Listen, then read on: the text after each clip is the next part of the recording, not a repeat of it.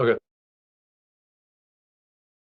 Welcome to math class. Let me see if my screen will unfreeze here. There we go. All right. You should have in front of you a paper that looks like this. It says 5-6. Go ahead and look at that now if you don't already. All right, let's read through this together for the sake of time. The very top says, a function rule describes the relationship between the inputs and the output of a function. The inputs and outputs can be organized in a function table. So basically, they make a very fancy table. Now, if you look at the table, there's three parts to it. Top left says input, and then it says the middle, C minus 3, and then after that, it says output. The input will be the numbers that they give you throughout today. So they might say, hey, let's say you try 4, 5, and 6. In this case, they have 9, 8, and 6. Okay. And then the actual function, the rule that you're doing is C minus 3. So you do 9 minus 3, 8 minus 3, 6 minus 3. Whatever different rule they give you will always go in the middle. The output is just what it equals. So 9 minus 3 is, what's 9 minus 3? 6. So if you look at the output on the right-hand side right there, they have 6. 8 minus 3 is 5. 6 minus 3 is 3. So far, so good? Okay. Example 2. Each person involved in the school play gets 4 tickets to the play. Find the function rule, then make a function table to find how many tickets 6, 7, and 8 people would receive. So there's 6, 7, and 8 people. If you guys look at the input, they have 6, 7, and 8 right there. The rule is where it gets a little bit confusing. Each person gets 4 tickets, so they do 4 tickets per person. They do 4 times P. And so the rule is just 4 times 6, 4 times 7, 4 times 8, and the output is what that equals. Okay, so let's look at our problems right here. Number 1, input 0, 2, and 4.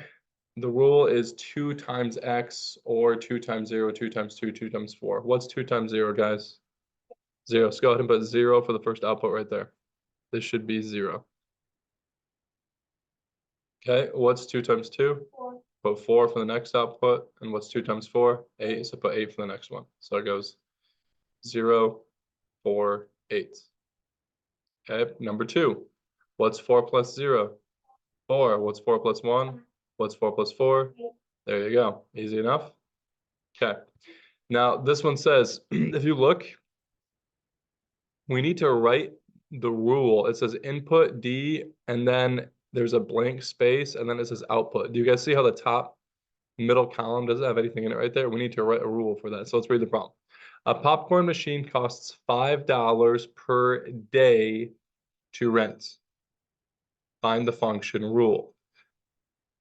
Then make a table to find how much the machine would cost for 3, 6, or 9 days. Okay, so you guys see where it says input D? We want to write 3, 6, and 9. So there's 3 spots there. You want to write 3 in the top one, and the one below that, write 6, and the one below that, write 9. Does that make sense, Mayo? Hold up your paper, we're going to see how if you did that right. 3, 6, and 9. Perfect. That looks good. Mariah, you got the same thing? 3, 6, 9. Good. Okay, now in the top middle, or in between input and output, what do you guys think we should put for the rule, Mayo? Yeah, 5 times D. 5D. So write down 5 times how many days there are. It doesn't matter. And then below that, you want to write 5 times 3, 5 times 6, 5 times 9.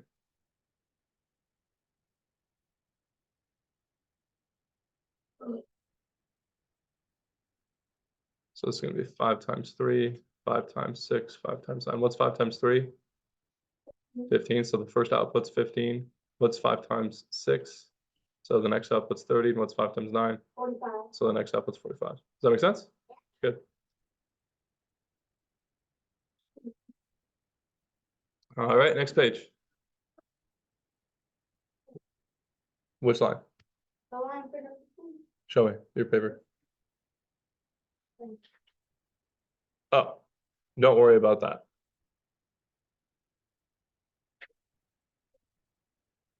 All right.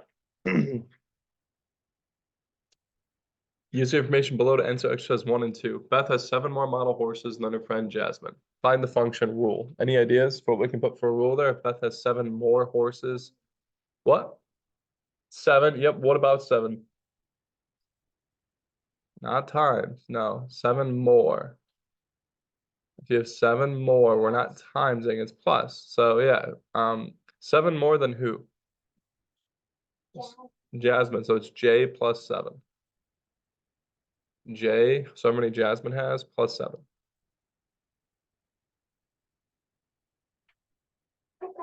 Okay, now the input, what are we going to put for the input?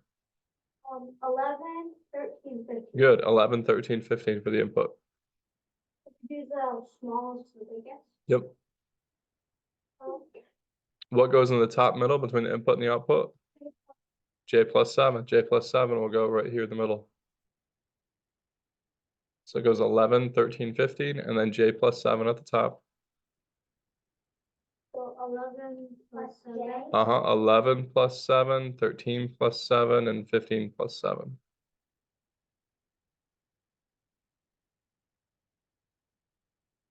And 11 plus 7 is what? 18. 13 plus 7 is 20. And 15 plus 7 is 23. close. 22. Yep. So it's either 23 or 23.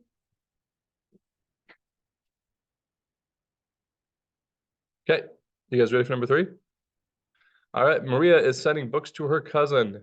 Each book weighs 4 ounces. Find the function rule, then make a function table to find out how many ounces 5, 6, or 7 books would weigh. What are we going to put for the input? 5, 6, 7.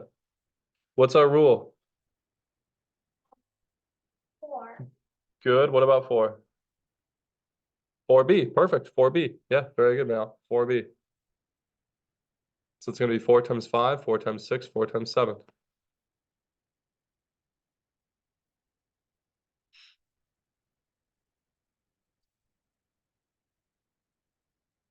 What's 4 times 5? What's 4 times 6? 26. 24. Good. And what's 4 times 7? 30. 28. 28.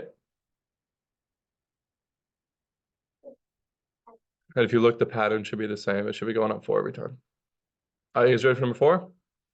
Stephen is ordering puzzles for his friends. Each puzzle costs $12. Find the function rule to make a frequency table to find out how much 4, 5, or 6 puzzles cost. I'm gonna let you guys do number 4 on your own. I think you guys are pretty much ready at this point. And then go ahead and do for homework. Let's do 1 through 5 on the next page. Sound good? So 1 through 5 on the next page, and then number 4 on page 34. Simon, all the best. Have a good day.